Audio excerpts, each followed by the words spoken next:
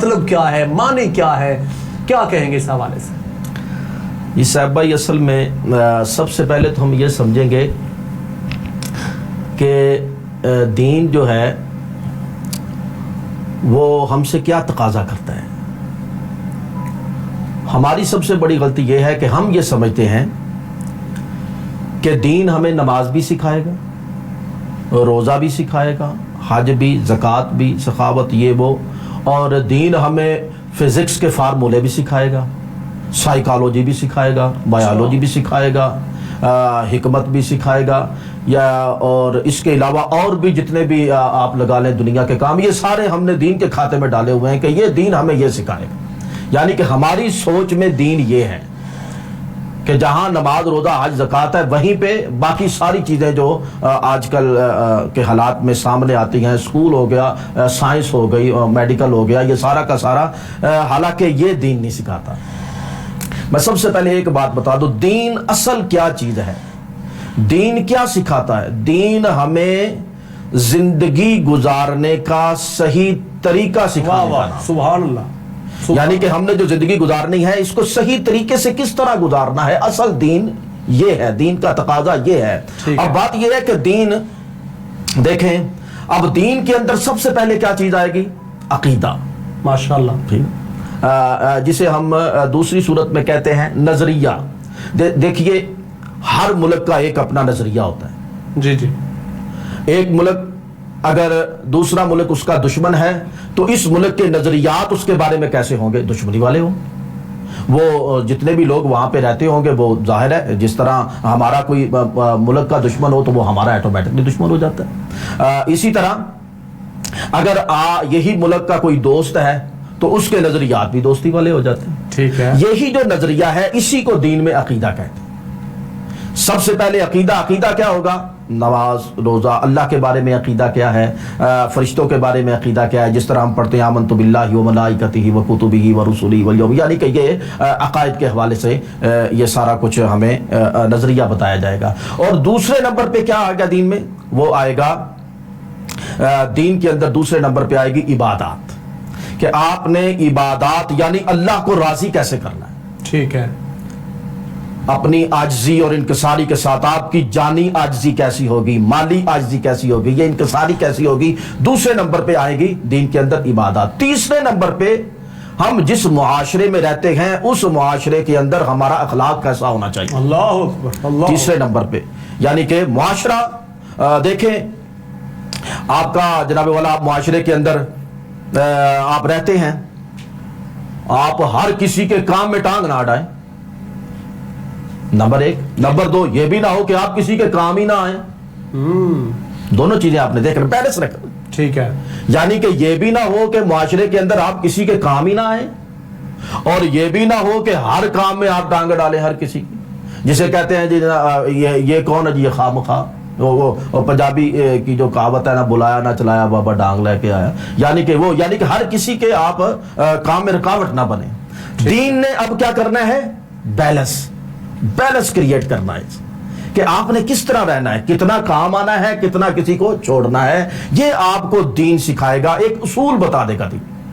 دین بعض معاملات میں تفصیلات سے گفتگو کرتا ہے اور بعد میں اصول، یعنی کہ دین ایک اصول بتا دیتا ہے آپ نے اس اصول کے تحت چلنا ہوتا ہے۔ اور باقی دیکھیے آپ معاشرے میں رہتے ہیں، اب آپ کپڑے پہننا چاہتے ہیں، اب دین کیا کہے گا؟ یہ نہیں ہے کہ آپ مشین سے سلے ہوئے کپڑے پہنے، دین یہ کہے گا نہیں جی آپ تو سوئی دھاگے تھے، کیونکہ جب دین آیا تھا تب سوئی دھاگا چلتا تھا، آپ نے یہی کہا۔ نہیں، دین اس معاملات میں انسان کو جناب والا اس کی عقل پہ چھوڑتا ہے کہ جیسے جیسے وقت گزرتا جائے گا اس کی عقل کے مطابق وہ انسان اپنا کام کرتا جائے، کوئی مسئلہ نہیں۔ یہاں تک کہ آپ اسلحہ بھی بناتے ہیں، وہ کس لیے بناتے ہیں؟ تاکہ ہمارے ملک کا کوئی دشمن آئے تو وہ مرعوب ہو، وہ ڈرے، وہ ہمیں ہاتھ نہ لگائے۔ دین نے یہاں بھی کہا ہوگا کہ آپ اسلحہ بنائیں، لیکن مقصد کیا ہو؟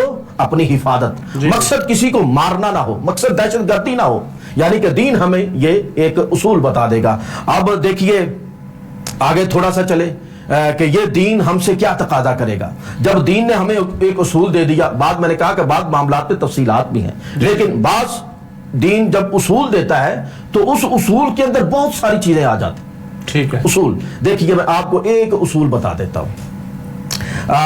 دین میں فرمایا گیا الدین النصیحہ، جی جی دین نصیحت.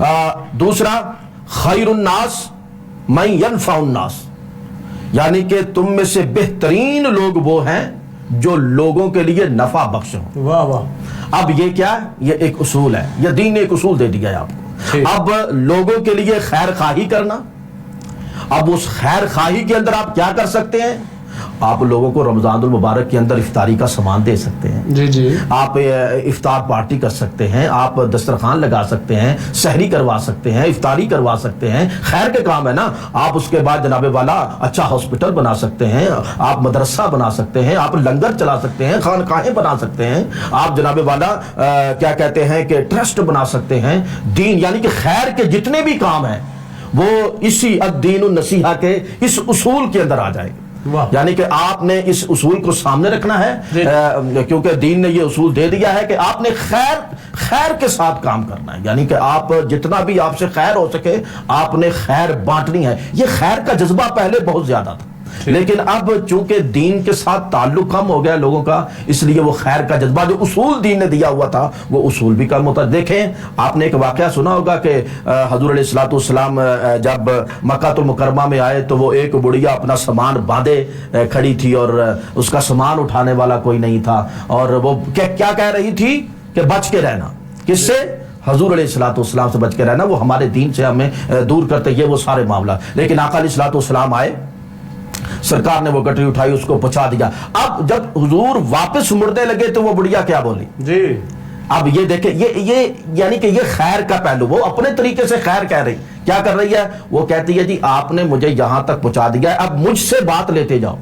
کیا؟ کہ ان سے بچ کے رہنا.